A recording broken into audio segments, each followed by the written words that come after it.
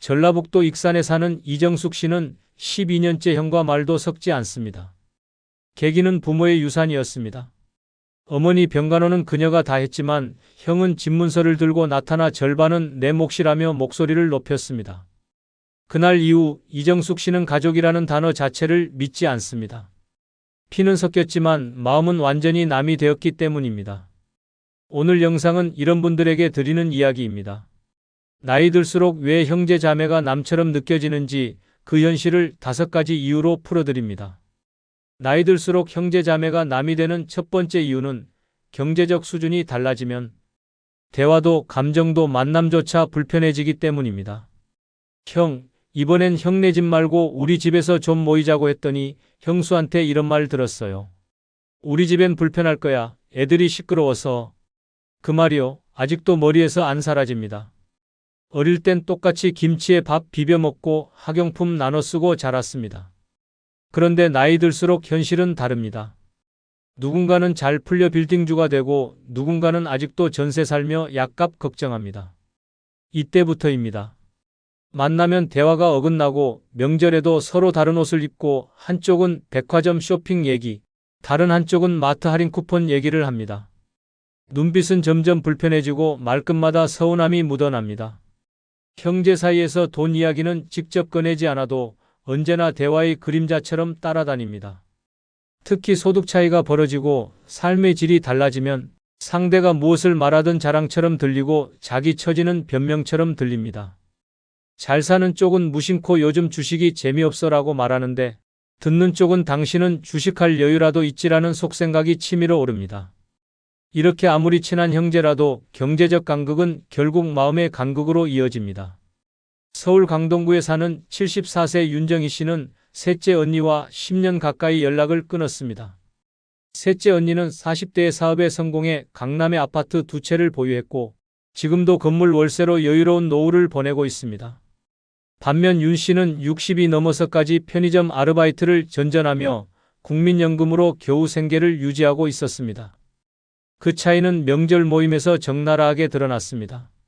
처음엔 괜찮았습니다. 그런데 어느 순간부터 셋째 언니는 고급 음식만 준비했고 대화는 대부분 요즘은 해외 가도 사람들이 많아서 힘들다. 아들 내외가 제주도에 세컨드 하우스 알아보더라는 식으로 흘렀습니다. 윤 씨는 그저 조용히 밥만 먹다 돌아왔습니다. 그런데 어느 해 설날 언니가 웃으며 이런 말을 했습니다. 넌 아직도 월세 살아? 연금이라도 많으면 괜찮지? 그 말은 칼날이었습니다. 그날 이후 윤 씨는 모든 가족 모임을 거절했고 언니의 전화도 받지 않았습니다. 형제라도 저렇게 무심하게 우월감을 내비치면 더는 가족이 아니에요. 윤 씨는 지금까지도 나보다 돈 많은 사람은 있어도 나를 낮춰보는 가족은 없길 바랐는데라며 그 말을 잊지 못합니다. 이처럼 경제적 차이는 말투에, 눈빛에, 행동 하나하나에 스며듭니다. 아무리 숨기려 해도 사는 곳, 입는 옷, 자식 얘기에서 다 드러납니다.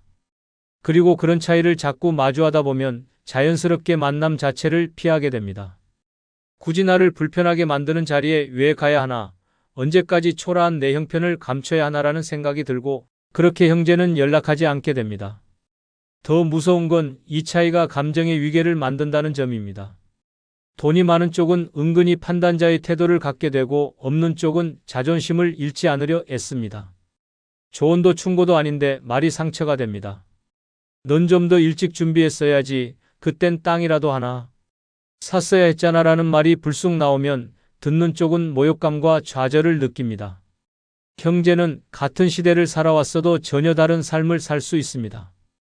그 다름을 받아들이지 못하고 돈을 기준으로 관계의 높낮이를 정하는 순간 그건 더 이상 가족이 아닙니다. 피를 나눈 사이라도 돈 앞에서는 냉정해지고 마음은 차가워집니다. 나이 들수록 그 간극은 줄어들지 않고 오히려 더 벌어지기 쉽습니다. 그래서 결국 형제는 경제적 이유로 멀어집니다. 대화가 불편해지고 시선이 아프고 침묵이 익숙해지면 그건 이미 남입니다. 누구보다 가까운 사이였지만 돈 앞에선 누구보다 멀어지는 존재. 그것이 나이든 형제 자매의 슬픈 현실입니다. 나이 들수록 형제 자매가 남이 되는 두 번째 이유는 부모의 돈이 남긴 건 유산이 아니라 평생 지울 수 없는 상처였기 때문입니다. 엄마 유언장이 없다고? 그럼 법대로 4등분하자. 내가 간병했다고? 그건 내가 한 거잖아. 그 집 엄마가 나 주신다고 했어. 너도 그 얘기 들었잖아. 부모가 살아계실 땐 몰랐습니다. 설마 돈 몇 푼 때문에 피를 나눈 사이가 틀어질 거라곤 상상도 못했습니다. 하지만 부모가 돌아가시고 집 한 채와 예금 통장 하나가 남는 순간 형제는 더 이상 형제가 아닙니다. 그 순간부터는 누가 얼마나 챙기고 누가 얼마나 덜 받았는지를 계산하는 이익의 관계로 바뀝니다. 형제니까 반씩하자는 말은 의외로 갈등의 시작입니다. 난 희생했는데 왜 똑같이 나눠? 라는 억울함과 법대로 하는 게 뭐가 문제냐는 뻔뻔함이 정면으로 충돌합니다. 특히 부모를 마지막까지 돌본 사람은 배신감이 더 큽니다. 평생 간병하고 병원 오가며 희생한 시간과 돈을 다른 형제는 단 한 번의 위로 없이 당연하게 무시합니다. 그건 내가 좋아서 한 거지 누가 시킨 것도 아니고라는 말은 날카로운 칼날이 되어 가슴을 찌릅니다. 정작 병원비 한 푼 보탠 적도 없는 사람이 상속 이야기엔 제일 먼저 나서며 목소리를 높입니다. 결국 한 사람은 울고 한 사람은 법을 들이밀며 등을 돌립니다. 이런 일은 남 얘기가 아닙니다. 전라도 광주에 사는 76세 박선자 씨도 그런 경험을 했습니다. 막내딸로서 아버지가 뇌졸중으로 쓰러지신 후 무려 9년간을 병간호했습니다. 형제 셋 중 유일하게 아버지 곁을 지키며 대소변을 받아냈고 요양보호사 급여와 병원비 대부분을 혼자 부담했습니다. 간병하며 본인 일도 포기했고 남편과의 갈등까지 겪으며 모든 걸 감내했습니다. 하지만 아버지가 세상을 떠나고 남은 건 서울 외곽의 27평짜리 아파트 한 채와 약간의 예금. 그제야 연락 없던 두 오빠가 나타났습니다. 장례식장에서는 위로의 말보다 집은 어떻게 나누자는 이야기가 먼저 나왔고 박 씨는 참다 못해 터뜨렸습니다. 당신들이 어디 있었는지 기억은 하냐고. 하지만 돌아온 건 그러니까 아버지가 유언장 남겼어야지라는 비정한 대답이었습니다. 이후 두 오빠는 변호사를 대동해 상속 절차를 요구했고 박 씨는 결국 집을 법대로 3등분한 후 연락을 끊었습니다. 그 일 이후 박 씨는 말합니다. 아버지 돌아가신 날보다 오빠들 말 한마디가 더 아팠어요. 돈이 무서운 게 아니라 피를 나눈 사람의 변한 얼굴이 더 무서웠어요. 명절도 생일도 제사도 없습니다. 카카오톡 친구 목록에서 오빠들 이름은 삭제됐고 가족이라는 단어는 더 이상 쓰지 않습니다. 이처럼 부모의 유산은 자식에게 축복이 아니라 전쟁의 씨앗이 되곤 합니다. 살아계실 땐 모릅니다. 그러나 막상 재산을 정리하려는 순간 그동안 감춰진 형제의 속마음이 드러납니다. 평소에 엄마가 나를 더 아꼈다. 그 돈은 원래 내가 받을 몫이었다는 주장들이 난무하며 감정은 회복 불가능한 지경에 이릅니다. 결국 남는 건 돈도 아니고 관계도 아닙니다.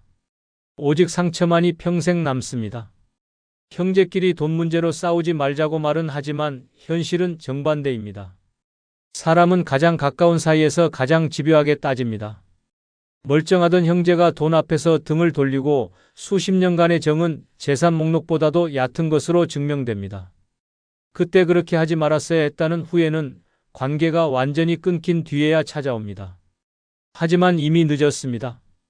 형제 자매가 남이 되는 건 돈이 원인이 아닙니다. 돈 앞에서 드러나는 본심이 그 관계를 끊어버리는 겁니다. 그리고 그 본심을 보고 나면 다시는 예전처럼 돌아갈 수 없습니다. 피보다 무서운 건 이익을 따지는 눈빛입니다.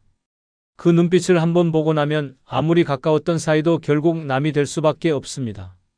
그러니 기억하십시오. 부모의 마지막이 당신 형제의 마지막이 될 수 있다는 것을.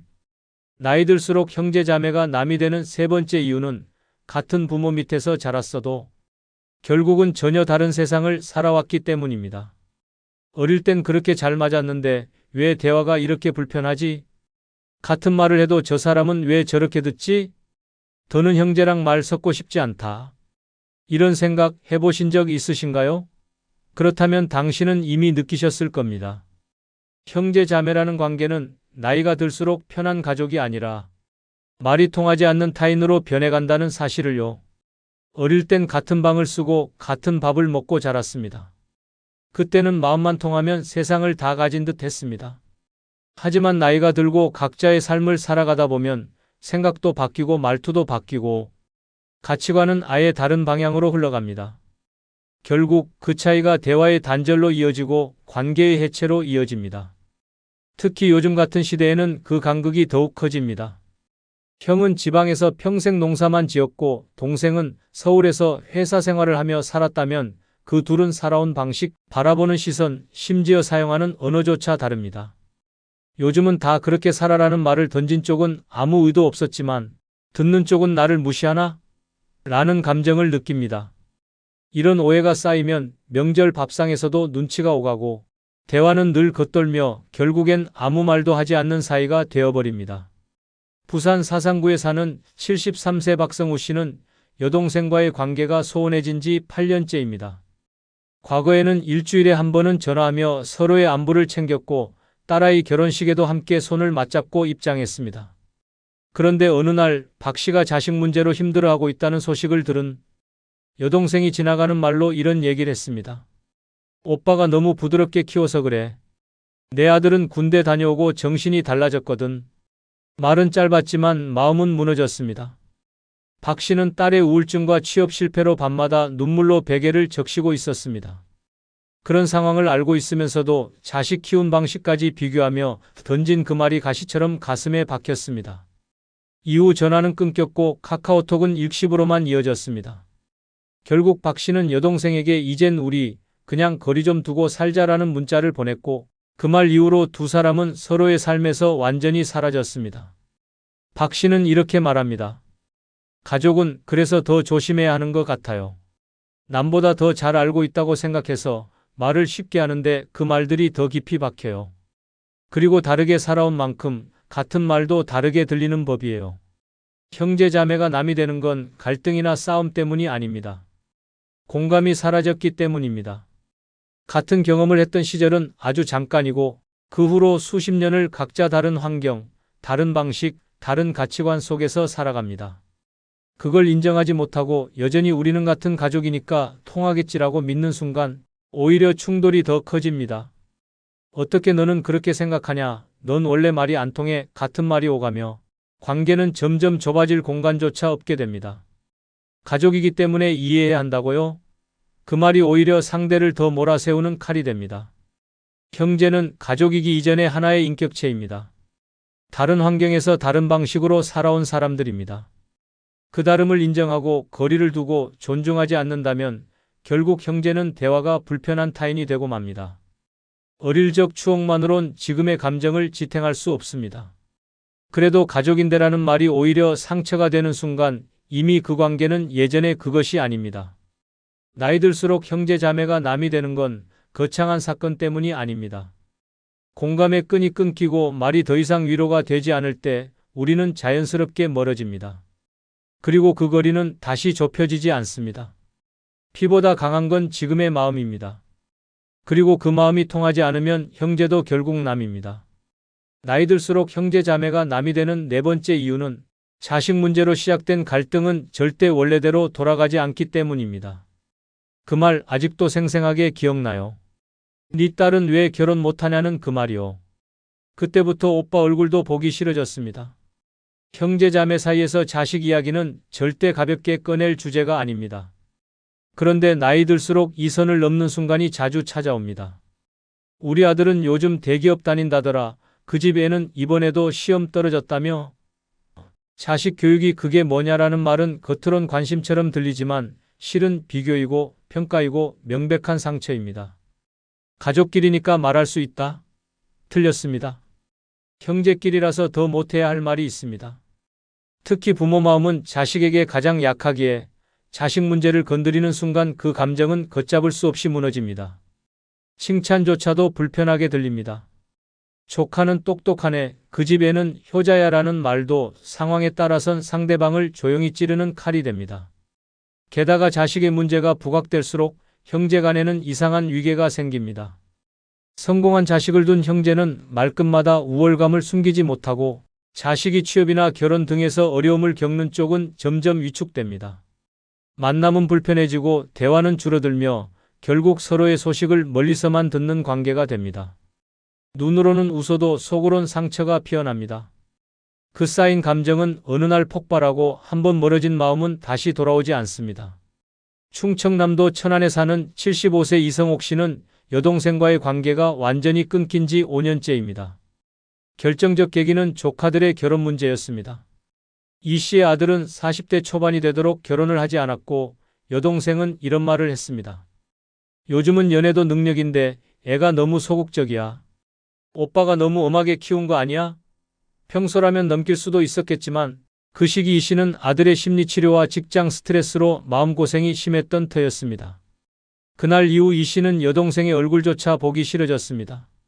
생일 문자에도 답하지 않았고 추석에도 연락을 피했습니다. 여동생은 사과를 시도했지만 그냥 걱정돼서 한마리야라는 말이 오히려 이 씨의 마음을 더 닫게 만들었습니다. 정말 걱정했으면 그 말은 하지 말았어야지.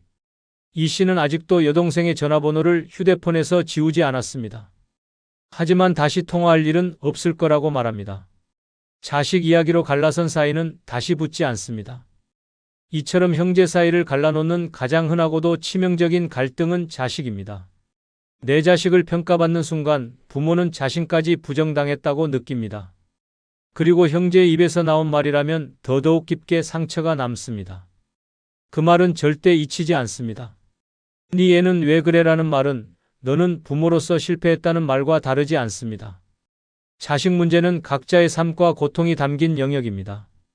외부에서 보기엔 단순한 조언일 수 있지만 부모에겐 자존심이고 존재 이유입니다. 그 자존심을 무너뜨리는 말이 형제의 입에서 나왔을 때 마음은 돌아서고 감정의 문은 닫힙니다.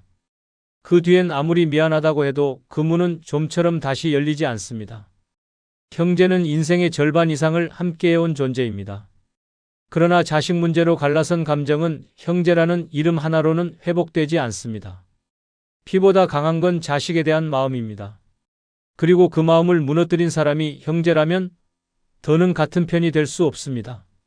자식 문제로 상처받은 부모의 마음은 조용히 멀어지고 그렇게 형제는 남보다 먼 존재가 됩니다. 나이 들수록 이 관계는 돌아오지 않습니다. 형제라는 이름이 더 이상 위로가 되지 않는 순간이 찾아오면 그들은 이미 남입니다. 나이 들수록 형제 자매가 남이 되는 5번째 이유는 가까운 사이일수록 마음에 없는 말이 더 깊이 박히기 때문입니다. 그 말 남이 했으면 안 아팠을 거예요. 근데 형이 하니까 못 견디겠더라고요. 피를 나눈 가족이니까 대충 말해도 괜찮겠지? 절대 그렇지 않습니다. 남보다 가까운 사이일수록 말 한마디가 더 깊게 찌르고 더 오래 남습니다. 친구가 했으면 웃고 넘겼을 말도 형제 자매가 하면 가슴에 박힙니다. 왜냐고요? 기대가 있었기 때문입니다. 그 사람만은 내 마음을 이해해 주길 바랐고 그 사람만은 내 편이 되어 주길 바랐기 때문입니다. 하지만 현실은 그렇지 않았고 그래서 더 아프고 더 억울하고 결국엔 더 멀어지는 것입니다. 특히 나이 들수록 서로 살아온 환경과 가치관이 달라지며 말투 하나, 태도 하나가 상처가 됩니다. 너는 맨날 그 모양이지. 그 나이 먹고 아직도 그걸 몰라? 우리 자식들은 안 그래. 이런 말들이 아무렇지도 않게 튀어나옵니다. 조언처럼 포장된 비난, 관심처럼 들리는 무시. 가장 가까운 사람의 입에서 나온 말이 가장 아프게 가슴을 찌릅니다. 더 무서운 건 이 말을 한 사람은 기억도 못한다는 겁니다. 말한 사람은 에이, 그 정도를 가지고 삐쳐? 농담이었잖아 라며 대수롭지 않게 넘깁니다. 하지만 들은 사람은 밤잠을 설칩니다. 왜 내 형이, 왜 내 동생이 나한테 저런 말을 할까? 마음속에서 그 한마디를 곱씹고 또 곱씹습니다. 그 순간부터 그 형제는 더 이상 가족이 아니라 상처 준 사람으로 각인됩니다. 마음의 문이 닫히고 연락은 끊기고 생일도 명절도 사라집니다. 경상북도 구미에 사는 77세 김연아 씨는 오빠가 둘, 여동생이 하나 있습니다. 큰오빠와는 연락이 끊긴 지 12년이 넘었습니다.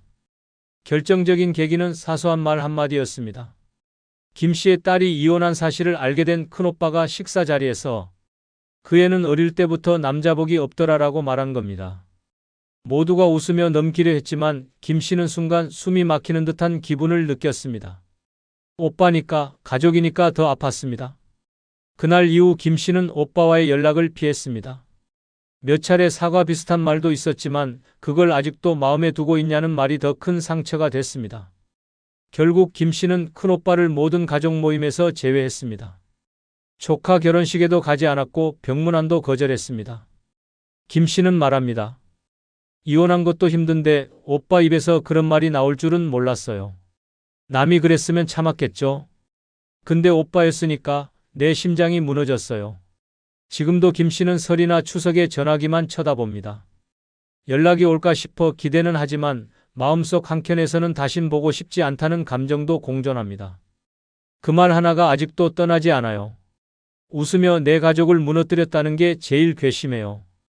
이처럼 형제 자매 사이의 말은 감정의 칼날입니다. 어린 시절부터 알고 지낸 사이이기에 어디가 약한지 어디를 찌르면 무너지는지 누구보다 잘 압니다. 그래서 더 무심하게 말하고 그래서 더 깊이 상처가 남습니다. 그리고 그 상처는 회복되지 않습니다. 그냥 흉터가 아니라 관계 자체를 끊어버리는 절단선이 됩니다. 형제 자매는 가까운 사이입니다. 그래서 더 말에 조심해야 하고 더 배려가 필요합니다. 하지만 나이 들수록 사람들은 말의 무게를 잊어버립니다. 내가 누군데라는 착각에 빠져 상대의 감정을 짓밟는 말을 쉽게 던집니다. 그러고는 있습니다. 하지만 들은 사람은 잊지 못합니다. 결국 형제 자매가 남이 되는 건 바로 그 한마디에서 시작됩니다. 피보다 깊은 상처는 가까운 사람의 무심한 말에서 비롯됩니다. 그리고 그 말은 늙어서도 마음을 병들게 합니다. 우리 오빠가 상속 다 가져갔어요. 심지어 장례식 끝나기도 전에 땅 문서부터 정리했답니다. 아버지는 딸은 시집갔으니 줄 게 없다고 했대요. 저는 평생 간병했는데요. 이런 말도 안 되는 이야기 실제로 수도 없이 벌어지고 있습니다. 유산 한번 잘못 나누면 가족이 찢어지고 형제가 원수가 됩니다. 평생 함께했던 자식들끼리 변호사 앞에서 으르렁대고 조카들끼리도 얼굴을 못 보게 됩니다. 문제는 대부분 부모의 한마디 부족함에서 시작됩니다. 이번 영상은 바로 부모의 잘못된 유산 분배로 집안이 풍비박산. 나는 5가지 경우를 적나라하게 알려드리겠습니다. 부모의 잘못된 유산 분배로 집안이 풍비박산 나는 첫 번째 이유는 간병한 자식에게만 상속을 몰아줬을 때입니다. 평생을 희생했는데 돌아온 건 형제 자매의 분노와 절연이었다면 믿을 수 있겠습니까? 치매 말기까지 부모를 돌본 자식에게 전 재산을 몰아주자 다른 형제들이 상복을 벗기도 전에 소송장을 들이밀었습니다. 죽음이 눈앞에 다가왔을 때조차 돈이 가족보다 앞서는 순간 가정은 산산조각 납니다. 노년의 병상은 외롭고 지독합니다. 매 끼 밥을 먹이고 기저귀를 갈고 병원에 들락거리는 일은 시간도 돈도 감정도 소모시키는 고된 일입니다. 그래서 많은 부모들이 이렇게 말합니다. 얘가 날 가장 많이 돌봤으니 당연히 이 아이에게 주겠다. 하지만 상속은 감정이 아닌 제도이고 형제 간 관계는 돈 앞에서 무너지는 종이 다리일 뿐입니다. 간병의 고마움을 인정하고 싶은 부모의 마음은 이해됩니다. 그러나 나머지 자식들이 볼 때 너무 지나치게 몰아줬다는 판단이 들면 그 순간부터 가정은 전쟁터로 바뀝니다. 한 사람은 이게 당연하다고 믿고 다른 사람들은 배신당했다고 느낍니다. 상속장이 공개되는 순간 형제 자매는 더 이상 가족이 아닙니다. 원수보다 더한 사이가 되는 겁니다. 실제로 이런 일이 있었습니다. 전라남도 광양에 사는 김현숙 씨는 어머니가 치매 판정을 받고 8년 동안 홀로 간병을 해왔습니다. 큰오빠는 해외에, 둘째 오빠는 서울에서 가정을 꾸리고 살았기에 모든 간병은 김 씨 몫이었습니다. 요양보호사 자격증까지 따서 어머니 곁을 지켰고 생계를 위해 작은 반찬 가게를 운영하며 병원비와 생활비를 감당했습니다. 어머니는 평생 모은 전 재산인 시골 땅과 주택을 김 씨에게 유언으로 남겼습니다. 공증까지 마친 뒤였습니다. 그런데 장례식이 끝난 다음 날 두 오빠가 찾아와 이렇게 말했습니다. 우리한테 한 푼도 없다니 그게 말이 되냐? 내가 어머니를 돌봤다고 해도 이건 도리가 아니지 않냐? 김 씨는 어머니가 남긴 유언장을 보여주며 말했습니다. 어머니 뜻이었다. 간병한 내가 가져가는 게 당연하지 않냐. 그러자 큰오빠는 무표정하게 말했습니다. 그럼 법대로 하자. 그날 이후 김 씨는 가족과 연락을 끊었습니다. 서울에서 소송장이 날아왔고 유류분 청구가 시작됐습니다. 형제의 카카오톡 단체방은 해체됐고 조카 결혼식에도 부르지 않았습니다. 김 씨는 말합니다. 그렇게까지 욕심을 부릴 줄은 몰랐다. 나는 가족을 지켰다고 생각했는데 그들은 돈을 지키려고 했던 것 같다. 이 사례에서 드러나듯 상속은 누가 얼마나 돌봤는가 보다 누가 배제됐는가에 초점이 맞춰집니다. 돌봄의 정당함이 아무리 커도 나머지 자식들의 박탈감을 무시하면 그건 새로운 분노를 심는 일이 됩니다. 자식을 차별해서 키우면 원망이 생기듯 유산을 한쪽에만 몰아주면 불화가 생깁니다. 부모의 뜻이었던 자식의 희생 때문이든 남은 자식이 억울함을 느끼는 순간 가족은 끝입니다. 그때부터 그들은 서로를 형제가 아닌 상대로 보기 시작합니다. 소송이 시작되고 악감정은 대를 이어갑니다. 손주들끼리까지 원수처럼 지내게 되는 겁니다. 상속은 공평하게 하되 돌봄에 대한 보상은 생전에 따로 주는 방식이 가장 현명합니다. 예를 들어 간병을 해준 자식에게는 매달 용돈이나 명예 이전으로 실질적인 도움을 주되 유산 자체는 객관적인 기준으로 나누는 겁니다. 그렇게 해야 억울함이 사라지고 가족 간의 신뢰도 유지됩니다. 가정을 지키려 했던 부모의 선택이 오히려 가정을 박살내는 도화선이 되는 경우가 적지 않습니다. 돌봄에 대한 보상은 살아있을 때 하십시오. 죽은 뒤에 몰아주는 상속은 선물이 아니라 폭탄입니다. 부모의 잘못된 유산 분배로 집안이 풍비박산. 나는 두 번째 이유는 가족회의 한 번 없이 혼자 일방적으로 유언장을 작성했을 때입니다.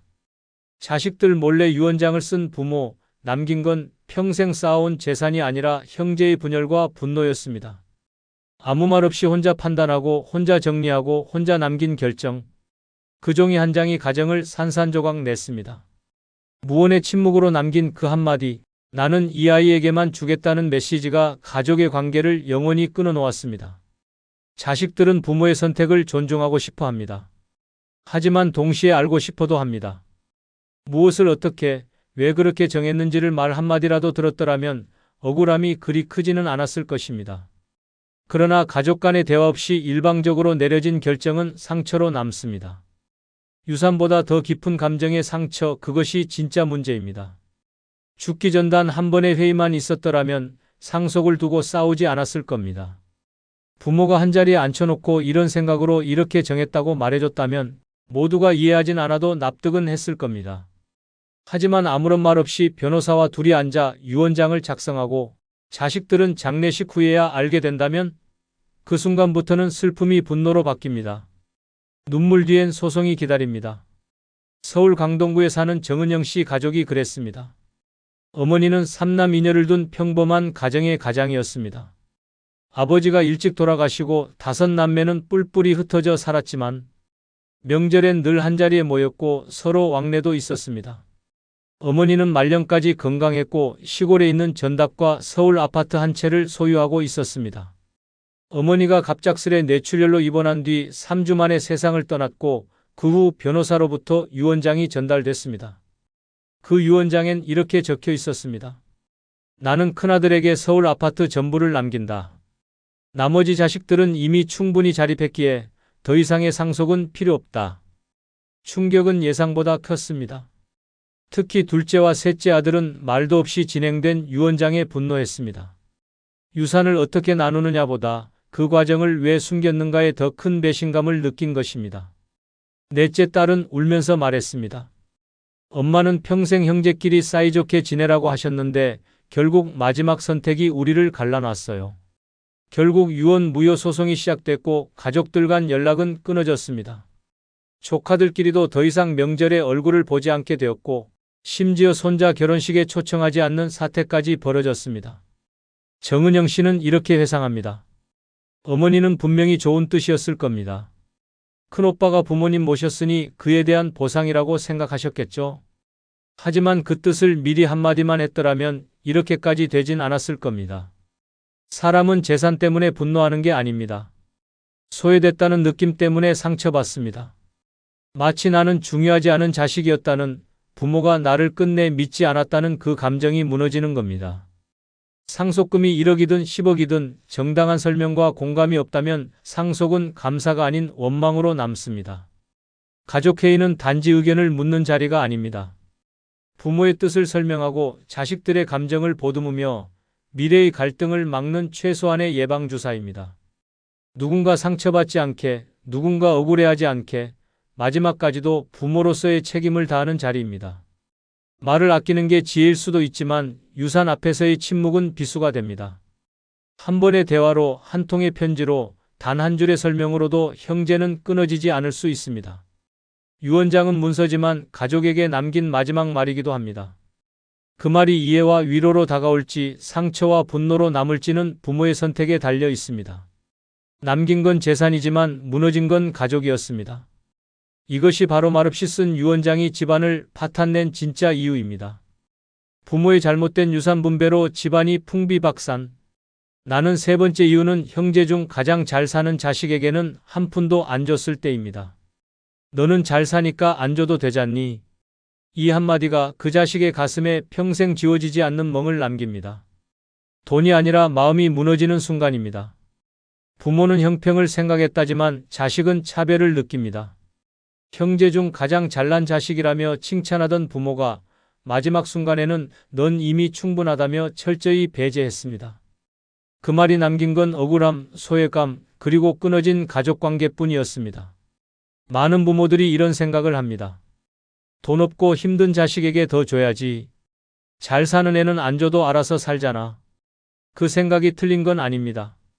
그러나 유산은 필요가 아니라 관계입니다. 가진 것과 상관없이 자식은 부모에게 사랑을 균등하게 받았다고 느끼고 싶어 하는 존재입니다. 그런데 돈이 기준이 되어버린 순간 관계는 망가지고 가족은 원수가 됩니다. 더구나 그 잘난 자식은 자수성가했을 확률이 높습니다. 스스로 피땀 흘려 성공했고 형편 어려운 부모와 형제들을 도운 적도 많았을 것입니다. 그런데도 부모는 단 한 푼의 유산도 주지 않으며 넌 됐다고 선언합니다. 그 자식은 묻습니다. 그럼 나는 부모에게 필요 없는 자식이었습니까? 경기도 구리시에 사는 박영진 씨는 셋째 아들입니다. 그는 대학을 자비로 다녔고 스스로 사업을 일궜습니다. 부모에게 매달 용돈을 드렸고 명절마다 형제 자매에게 선물까지 챙겼습니다. 반면 첫째는 수차례 사업 실패로 채무에 시달렸고 둘째는 장기 실직 상태였습니다. 박 씨는 말없이 도왔습니다. 가족이니까요. 그런데 어머니가 돌아가시고 상속 문제가 불거지자 뜻밖의 일이 벌어졌습니다. 어머니의 유언장에 박 씨의 이름은 없었습니다. 시골 땅은 첫째에게, 주택은 둘째에게. 박 씨는 처음엔 믿지 못했습니다. 형제들이 말했습니다. 엄마가 그랬어. 넌 잘 사니까 굳이 줄 필요 없다고. 그 순간 박 씨는 웃으며 말했습니다. 그래. 나는 필요 없는 자식이었구나. 형제들은 그래도 내가 낫지 않냐며 오히려 위로하려 했지만 박 씨는 조용히 손절을 선언했습니다. 이후 명절에도 얼굴을 보이지 않았고 부모 제사도 따로 지냈습니다. 형제들은 뒤늦게 연락을 시도했지만 돌아온 건 차가운 문자 한 통이었습니다. 더 이상 가족이라 생각하지 마십시오. 이 사건 이후 형제는 서로 연락을 끊었습니다. 조카 결혼식에도 부모 제사에도 박 씨는 나타나지 않았습니다. 수십 년을 함께한 가족이 단 하나의 유산 분배로 산산조각이 난 것입니다. 박 씨는 이렇게 말합니다. 돈이 문제가 아니었습니다. 왜 나만 아들 취급을 못 받았는지가 그게 더 괴로웠습니다. 가장 잘 나간다는 이유로 배제당한 자식은 사랑이 아니라 계산의 대상이 되었다고 느낍니다. 넌 알아서 살아라는 말은 칭찬이 아니라 소외입니다. 유산은 금액이 아니라 감정입니다. 아무리 작은 액수라도 너도 내 자식이라는 상징이 담겨야 합니다. 그것이 없으면 상처로 남습니다. 유산을 형편 따라 나누고 싶다면 반드시 당사자와의 합의가 있어야 합니다. 내가 이해해주면 좋겠다는 설명이 있어야 합니다. 그렇지 않으면 부모는 형편을 고려한 선택을 했다고 믿지만 자식은 평생의 배제를 기억하게 됩니다. 돈이 많은 자식에게 한 푼도 주지 않았다고 해서 그 자식이 망하지는 않습니다. 하지만 그 마음을 지키지 못하면 그 자식은 영영 가족에서 떠납니다. 남긴 건 땅과 집이었지만 잃은 건 자식 한 명이었습니다. 부모의 그 선택 하나가 가정을 무너뜨린 진짜 이유입니다. 부모의 잘못된 유산 분배로 집안이 풍비박산. 나는 네 번째 이유는 딸은 시집갔으니 안 줘도 된다고 했을 때입니다. 너는 시집갔잖니? 남의 집 식구한테 뭘 또 줘? 이 말을 남긴 순간 부모는 딸의 마음에서 부모 자격을 잃습니다. 딸은 자신을 한 집안의 자식이 아닌 그저 시집 보낸 짐 취급받았다고 느낍니다. 상속을 배제당한 딸은 외칩니다. 시집은 갔지만 엄마 아빠 딸 아닌가요? 그러나 그 외침은 아무도 듣지 못한 채 유산분배라는 이름의 장부 속에서 지워집니다. 그렇게 시작된 분노는 가족을 갈라놓습니다. 멀쩡하던 형제 자매가 서로 소송하고 명절에도 얼굴을 못 보는 사이가 됩니다. 부모는 그저 관습대로 딸은 출가 외인이라는 말을 믿고 판단했을 뿐일지 모릅니다. 하지만 시대가 변했습니다. 딸도 부모를 돌봤고 가족을 위해 헌신했고 무엇보다 같은 핏줄입니다. 그런데도 넌 시집 갔으니 끝이라는 한마디는 부모에게 받은 마지막 말로 남습니다. 그 말은 딸의 자존심을 짓밟고 평생 품고 살았던 가족에 대한 믿음을 깨버립니다. 인천 서구에 사는 윤지연 씨는 3남매 중 막내입니다.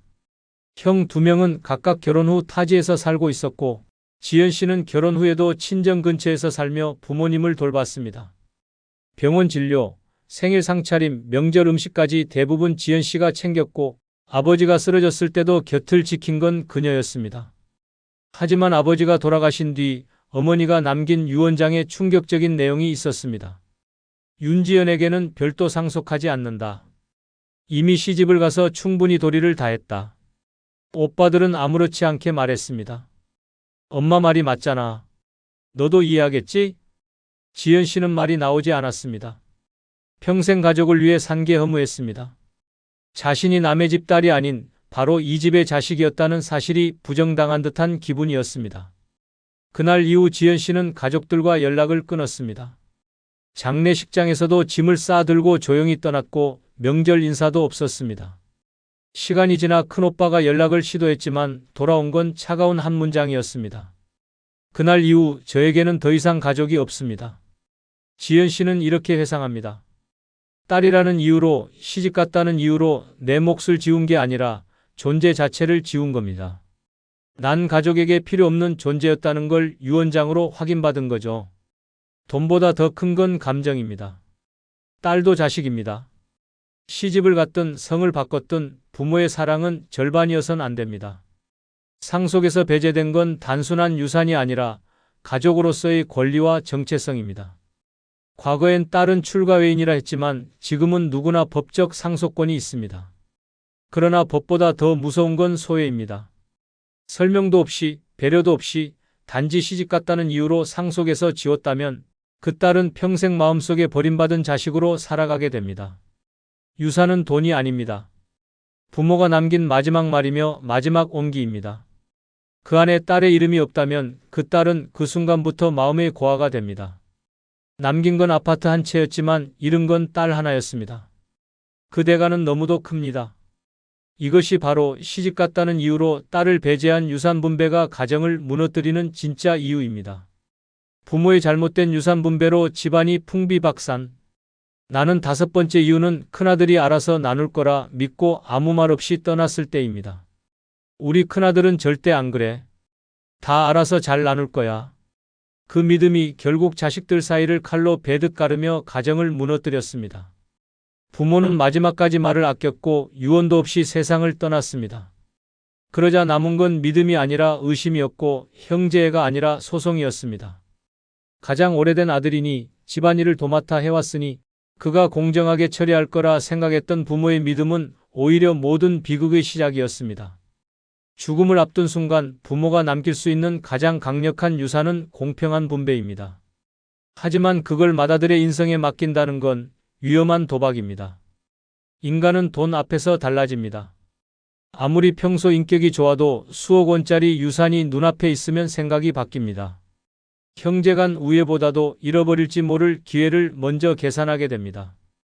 특히 부모가 생전에 유산 이야기를 꺼내지 않고 내가 잘 알아서 해라 한마디만 남겼다면 그건 불씨 하나만 던지고 떠난 것과 같습니다. 나머지 자식들은 생각합니다. 정말 공평하게 나누려는 건가? 의심이 생깁니다. 큰아들은 말합니다. 어머니가 나한테 맡기셨잖아. 나는 어머니 뜻대로 하는 거야.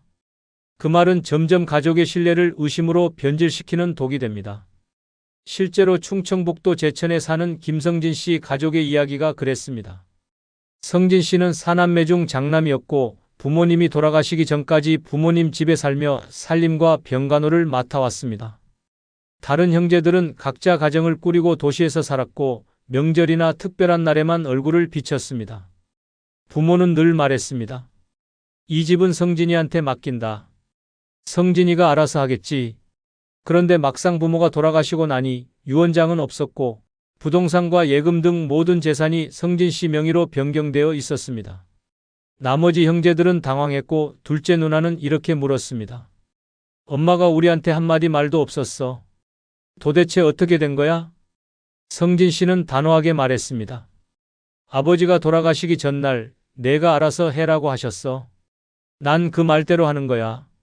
형제들 사이에 갈등이 시작됐고 결국 막내가 법원에 유류분 반환 청구 소송을 제기했습니다. 재산 목록이 공개되고 그동안 비밀리에 처리된 증여 내역까지 드러났습니다. 가족 단톡방은 조용해졌고 서로의 아이들 결혼식에도 초대받지 않는 상황이 됐습니다. 둘째 누나는 말했습니다. 우리 가족은 아버지의 그 한마디 성진이가 알아서 해라 때문에 무너졌어요. 그렇게 믿지 말았어야 했어요. 김성진 씨 역시 한숨을 쉬며 말했습니다. 나는 부모 뜻을 따랐다고 생각했는데 결과는 이 지경이네요. 차라리 유언장을 남겨줬으면 지금은 누구도 내 말을 믿지 않아요. 이 사례에서 보듯 말없이 떠난 부모는 갈등의 씨앗을 남기고 가는 것과 같습니다. 아무리 신뢰하는 아들이라도 어떻게 나눌지 구체적인 지침이 없었다면 오해는 반드시 생깁니다. 형제자매는 그 순간부터 자식이 아닌 상속 경쟁자로 변합니다. 유산 분배는 사랑의 문제이기도 하지만 철저히 제도와 기록의 영역입니다. 감정과 믿음에 맡기면 오히려 감정이 상하고 믿음이 무너집니다. 공평하게 나눠라는 말보다 더 필요한 건 어떻게 나눌지를 문서로 남기는 일입니다. 맏아들이 모든 걸 책임질 거라 믿고 떠난 부모의 선택은 결국 집안의 균열을 만들었습니다. 말 한마디 없던 침묵이 형제의 등을 돌리겠고 사랑이 아닌 계산을 남겼습니다. 남긴 건 믿음이었지만 남은 건 불신뿐이었습니다. 이것이 바로 큰아들에게 모든 걸 맡기고 떠난 부모가 가정을 무너뜨린 진짜 이유입니다. 가족은 하루아침에 무너지지 않습니다. 부모의 침묵, 한쪽 자식에 대한 편애, 작은 배제 하나가 쌓여서 결국 가족을 쪼갭니다. 유산은 공평보다 이해가 먼저입니다. 자식들이 억울함 없이 고개 숙일 수 있는 선택, 그게 부모가 마지막으로 해야 할 진짜 유산입니다. 그 선택이 공정하지 않았다면 자식들은 상처를 짊어진 채 서로를 원망하며 살아갑니다. 부모의 잘못된 처신은 부모가 죽은 후 자식들을 적으로 만드는 가장 잔인한 유산이 됩니다. 어릴 땐 그렇게 끈끈하던 사이였는데 지금은 연락 한 통도 없습니다. 같은 부모 밑에서 자랐지만 이제는 얼굴 보는 게 불편합니다. 가족이라 믿었는데 오히려 가장 깊은 상처를 남긴 게 형제였습니다. 명절도 제사도 부모 장례도 끝나고 나면 남는 건 감정의 틈뿐. 모든 형제 자매가 그런 건 아닙니다. 하지만 상처받은 사람에겐 그 피가 더 아프게 느껴집니다. 이 영상은 그런 분들을 위한 이야기입니다. 늙어 왜 형제 자매가 남처럼 느껴지는지 그 진짜 5가지 이유로 말씀드리겠습니다. 구독, 좋아요, 알림 설정 하시면 시작하겠습니다. 늙어 형제 자매가 남이 되는 첫 번째 이유는 부모. 봉양 문제로 남는 건 희생한 사람의 억울함과 갈등뿐이기 때문입니다. 당신들 다 어디 있었어? 아버지 요양병원에 누가 몇 번이나 왔는지 알아? 간병비는 왜 나만 냈는데 이제 와서 왜 상속 얘기부터 꺼내는데? 이 말 당신도 혹시 가슴속에서 꺼내고 싶었던 적 있습니까? 형제 자매가 남이 되는 건 어느 날 갑자기 시작되지 않습니다. 가장 먼저 금이 가는 순간은 부모님이 병들어 누우셨을 때입니다. 한 사람은 어깨를 짓누르는 현실을 감당하고 다른 형제들은 바쁘다, 애들 키우느라 힘들다며 멀어집니다. 그렇게 한 사람에게 모든 부담이 쏠립니다.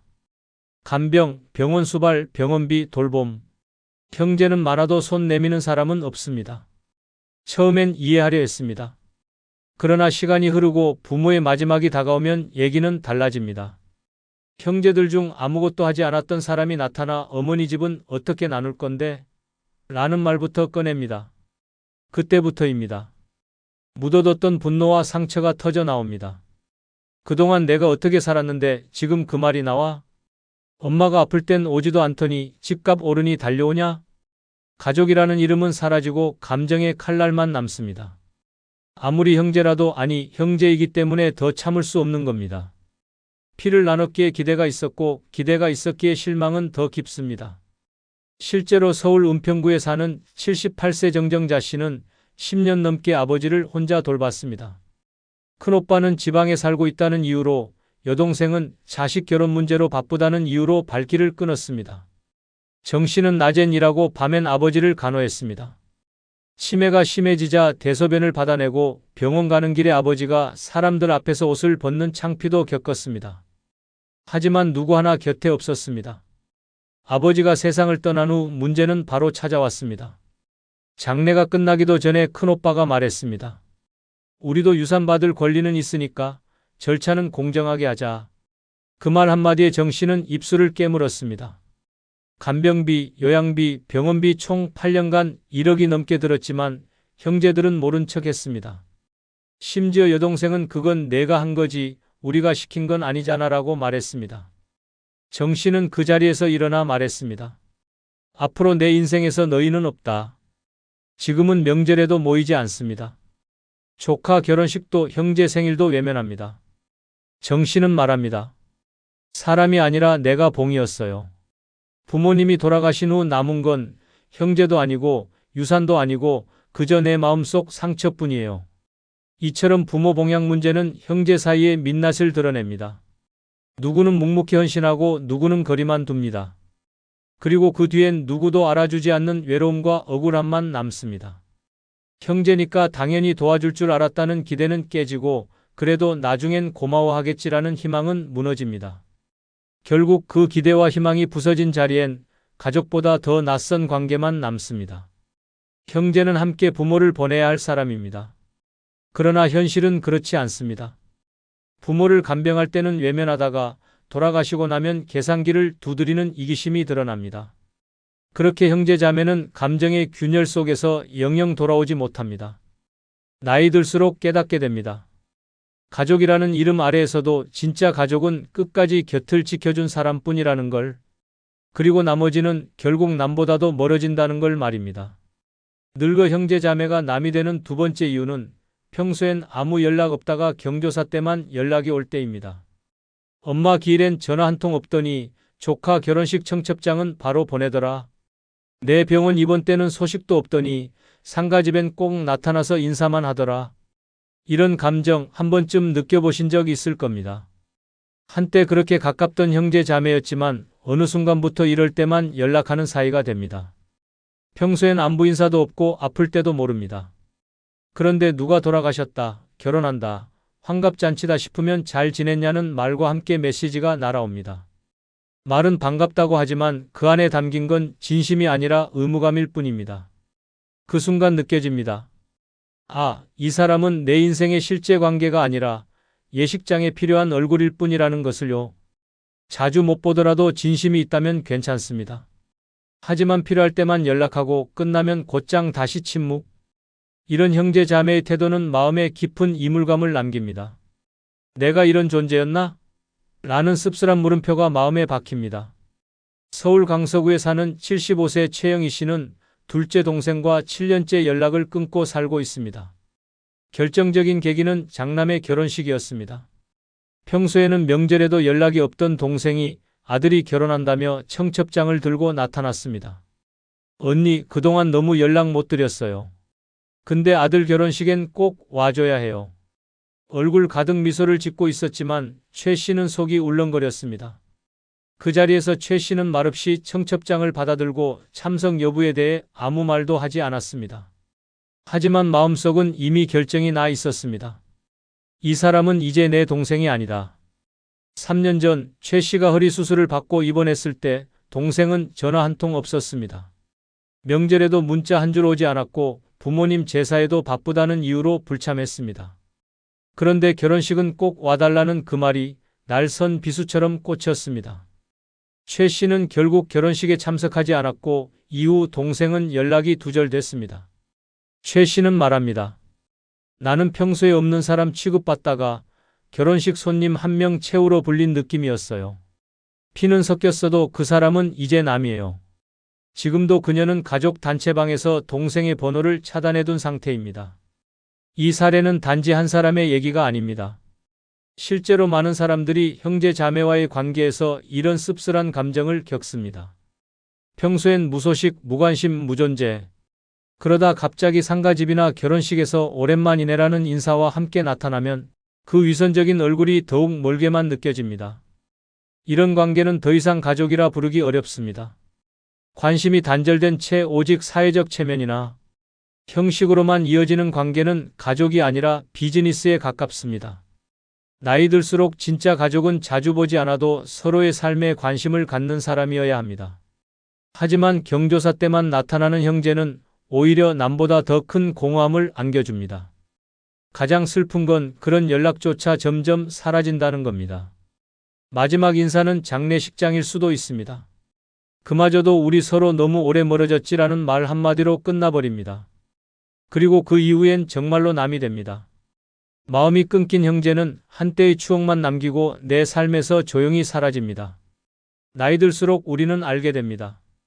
진짜 가족은 경조사 때만 찾는 사람이 아니라 평소에 내 안부를 궁금해하는 사람이라는 걸. 그리고 그 사람이 아니라면 피를 나눴어도 남입니다. 그 어떤 사연보다 아프고 그 어떤 이별보다 조용한 관계의 끝.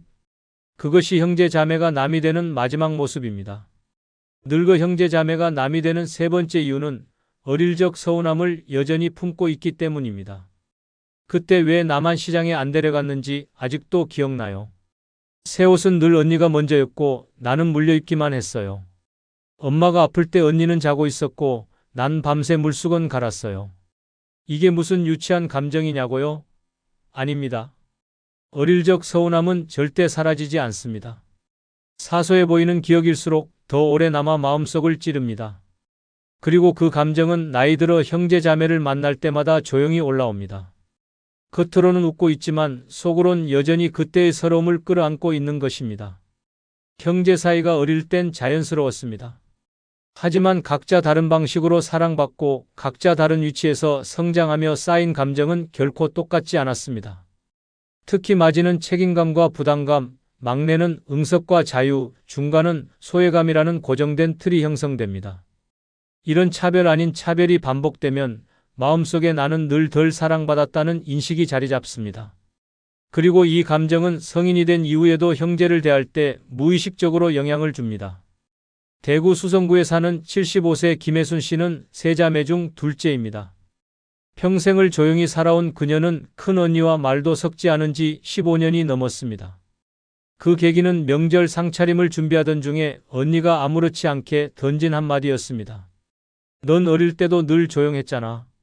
엄마한테 딱히 혼난 기억도 없지? 그 순간 김 씨는 심장이 덜컥 내려앉았습니다. 평생 끌어안고 있었던 감정이 바로 그 말에서 무너졌기 때문입니다. 그녀는 어릴 적부터 항상 중간이었습니다. 큰언니는 장녀라는 이유로 가족의 기대를 한몸에 받았고 막내는 귀엽다는 이유로 항상 사랑을 받았습니다.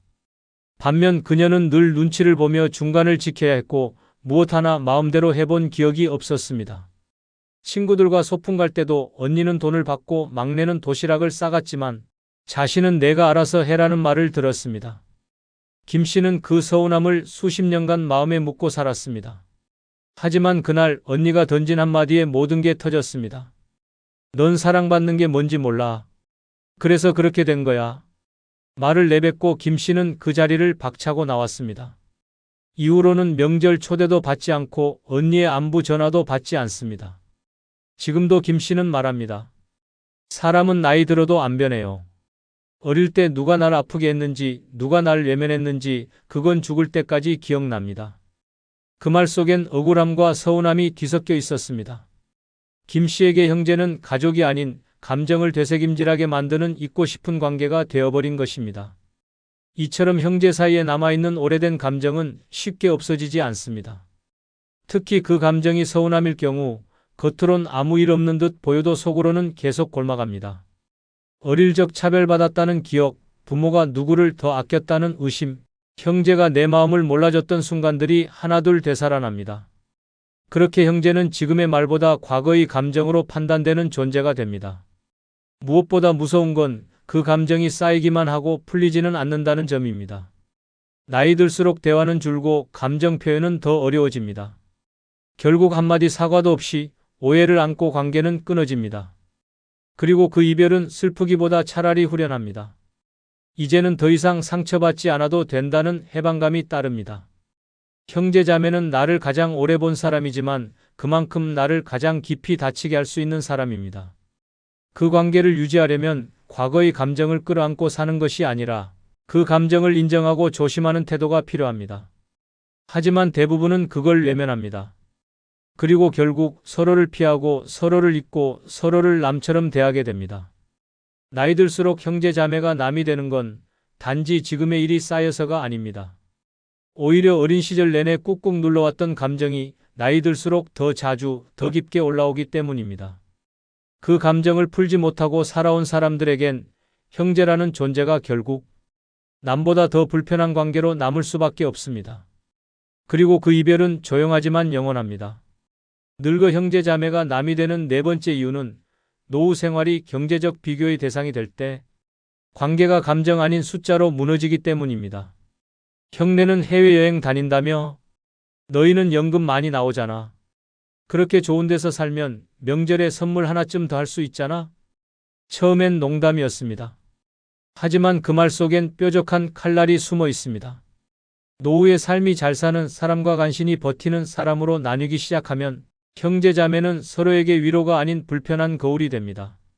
만나면 괜히 위축되고 말 한마디에도 자존심이 흔들립니다. 부동산, 연금, 자식의 직업, 병원비 걱정까지 모두가 비교의 대상이 되고 그 비교가 마음의 벽을 세웁니다. 특히 60대를 넘어서면 삶은 더 분명히 갈립니다. 공무원 연금이나 퇴직금이 넉넉한 형제는 한 달에 2번 골프 치러 나가고 생활형 알바로 겨우 버티는 형제는 교통비 아끼려고 약국도 걸어갑니다. 그런 상황에서 우리 와이프는 이번에 안마의자 바꿨어 같은 말은 상대에게 수치심과 허탈함을 안깁니다. 아무리 형제라도 경제적 차이는 마음을 멀게 만듭니다. 감정이 아니라 숫자가 거리를 결정짓기 때문입니다. 실제로 전라남도 순천에 사는 76세 안재근 씨는 2살 위 형과의 관계를 끊은 지 6년이 지났습니다. 두 사람은 어릴 적부터 친구처럼 지냈고 청년기엔 함께 자취하며 서로의 삶을 응원하던 사이였습니다. 그러나 은퇴 후 모든 게 바뀌었습니다. 형은 공기업에 다니다가 정년퇴직하며 공무원 연금에 가까운 수준의 월급여를 받았고 안 씨는 자영업 실패로 퇴직금도 없이 65세까지 일하다 겨우 국민연금으로 생계를 이어가고 있었습니다. 차이는 모임에서부터 드러났습니다. 형은 언제나 좋은 옷을 입고 왔고 요즘 골프장에서 바람 쐬니 허리도 안 아프더라며 건강 자랑을 했습니다. 안 씨는 웃으며 들었지만 속은 끓어올랐습니다. 대화의 끝은 늘 요즘 연금도 쥐꼬리라 생활이 빠듯해라는 안 씨의 말. 그리고 그래도 형제끼리 뭔가 도우며 살자는 형의 말이었습니다. 그 말은 늘 부담이었고 빚진 기분이 들었습니다. 결정적인 사건은 명절 때 일어났습니다. 형이 가족 모임에서 아들 이야기를 꺼내며 이렇게 말했습니다. 우리 애는 이번에 벤츠 뽑았대. 그런데 재근이 내 아들은 요즘 뭐해? 그 순간 안 씨는 수저를 내려놓았습니다. 가슴이 찢어지는 기분이었습니다. 그의 아들은 회사를 다녀 구조조정을 당한 후 3년째 백수였고 우울증 약을 복용 중이었습니다. 그걸 알면서도 아니 알기에 일부러 꺼낸 말 같았습니다. 그날 이후 안 씨는 모든 가족 모임을 끊었습니다. 전화도 받지 않았고 형에게 이제 각자의 삶에 집중하자는 문자를 보낸 뒤 차단했습니다. 지금은 조카 결혼식에도 가지 않고 고모 제사도 따로 지냅니다. 형이 날 깎아내렸다는 느낌 아직도 생생합니다. 피는 섞였지만 마음은 다르다는 걸 그날 확실히 알았어요. 이처럼 노후에 드러나는 경제적 격차는 형제 사이의 감정을 잠식합니다. 누구는 여유롭게 요양병원을 고르고 누구는 통장 잔고 보며 진료일을 미룹니다. 그때 너도 조금만 일찍 준비했으면 좋았을 텐데라는 말 한마디는 평생 쌓아온 형제애를 무너뜨립니다. 형제자매는 돈을 나누지 않더라도 감정을 나눌 수 있어야 합니다. 하지만 노년의 삶은 그마저도 어렵습니다. 돈은 말에 태도를 입히고 시선의 위계를 만듭니다. 부러움이 질투가 되고 위로가 오지랖이 됩니다. 결국 같은 피를 나눈 사람이 세상에서 가장 불편한 존재가 됩니다. 나이 들수록 우리는 돈이 곧 자존심이라는 걸 알게 됩니다. 그리고 형제는 그 자존심을 가장 쉽게 건드리는 사람입니다. 비교당하는 순간 말없이 무너집니다. 경제력이 다르면 삶이 다르고 삶이 다르면 감정도 함께 멀어집니다. 그렇게 형제 자매는 가장 오래된 타인이 됩니다. 피는 섞였지만 마음은 이미 남입니다. 늙어 형제 자매가 남이 되는 5번째 이유는 같은 뱃속에서 태어났어도 살아온 방식과 가치관이 너무 다를 때입니다. 그 얘기를 형이 그렇게 받아들일 줄은 몰랐어요. 그 말을 듣고는 이 사람하고는 대화 그만해야겠다 싶었습니다. 어릴 땐 똑같은 장난감 갖고 놀고 같은 밥상에 둘러앉아 웃었던 사이였습니다. 하지만 시간이 흐르고 각자 다른 세상을 살다 보면 형제라고 해도 생각은 완전히 달라집니다. 아니, 오히려 형제이기 때문에 더 충격이 큽니다. 같은 부모 밑에서 자란 사람이 이렇게까지 나와 다를 수 있나? 이질감이 들고 그 다름이 견딜 수 없는 벽이 되는 순간 형제는 남이 됩니다. 가치관의 차이는 사소한 말에서 시작됩니다. 예를 들어 누군가는 자식은 알아서 크는 거야 라고 말하고 다른 누군가는 부모 책임이지 애가 왜 망가져? 라고 받아칩니다. 정치, 돈, 결혼관, 노후관 대화 주제가 뭐든 결국은 서로를 평가하고 비난하는 결론에 도달합니다. 넌 너무 꽉 막혔어. 너야말로 철없는 소리 좀 그만해. 같은 말이 오갈 때 더 이상 형제가 아닙니다. 감정은 다치고 관계는 멈춥니다. 강원도 원주에 사는 72세 문병기 씨는 동생과 10년째 연락을 끊고 삽니다. 두 사람은 어릴 적엔 무척 친했습니다. 함께 공장도 다니고 부모님 돌아가신 뒤 재산도 크게 다툼 없이 나눴습니다. 그런데 문제는 자식과 노후에 대한 생각에서부터 시작됐습니다. 문 씨는 검소하게 살며 자식에게 절대 부담 주지 않는 삶을 선택했고 동생은 반대로 자식이 늙은 부모도 책임져야 한다는 입장이었습니다. 처음엔 의견 차이 정도였습니다. 그런데 어느 날 동생이 말했습니다. 형이 그렇게 살아서 조카들도 형을 안 챙기는 거야. 자식은 부모가 휘어잡아야지. 그 말에 문 씨는 얼굴이 붉어졌습니다. 말투, 눈빛, 목소리까지 다 싸늘했습니다. 자식들이 명절에도 연락하지 않는 게 자신의 삶 때문이라는 비난처럼 들렸고 감정은 걷잡을 수 없이 무너졌습니다. 이후로도 자잘한 가치관 충돌은 이어졌습니다. 문 씨는 기초연금을 받으면서도 소박하게 사는 걸 자랑스러워했지만 동생은 늘 그렇게 살아서 뭘 남기겠냐고 비아냥댔습니다. 어느 날 문 씨가 이렇게 말했습니다. 넌 왜 대화가 다 훈수야? 그날 이후 문 씨는 동생의 전화를 받지 않았고 지금까지도 연락은 없습니다. 문 씨는 말합니다. 내가 틀렸는지 맞았는지는 중요하지 않아요. 중요한 건 내 방식대로 살고 싶다는 걸 이해하지 못한 그 사람 태도였어요. 그게 끝이었죠. 이처럼 형제 자매는 가까운 사이지만 가치관이 엇갈리면 가장 멀어진 존재가 됩니다. 대화는 오해로 가득하고 말끝마다 그건 아니지라는 판단이 섞입니다. 피를 나눴다는 이유로 마음까지 같을 거라 기대하지만 오히려 피가 섞였기에 그 다름은 더 크게 다가옵니다. 다른 사람에게는 넘길 수 있는 말도 형제에게는 배신처럼 느껴집니다. 문제는 나이 들수록 생각이 굳어진다는 점입니다. 젊을 땐 의견 차이로 웃고 넘기던 이야기들이 이제는 인생 전체를 부정당한 듯한 기분이 됩니다. 내가 그렇게 생각할 줄은 몰랐어 라는 말은 넌 더 이상 내 편이 아니야 라는 선언이 됩니다. 결국 연락은 줄고 모임도 멀어지고 관계는 점점 사라집니다. 형제는 가족이지만 동시에 서로 다른 인생을 살아온 개인입니다. 그 다름을 인정하지 않으면 가족이라는 말이 더 이상 위로가 되지 않습니다. 오히려 감정의 무기가 되어 서로를 찌르게 됩니다.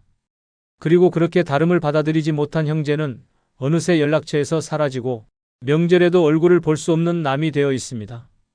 같은 뱃속에서 나왔다고 해도 같은 방향으로 늙어가는 건 아닙니다. 그 다름을 받아들이고 존중하지 못하면 피보다 먼 감정만 남게 됩니다.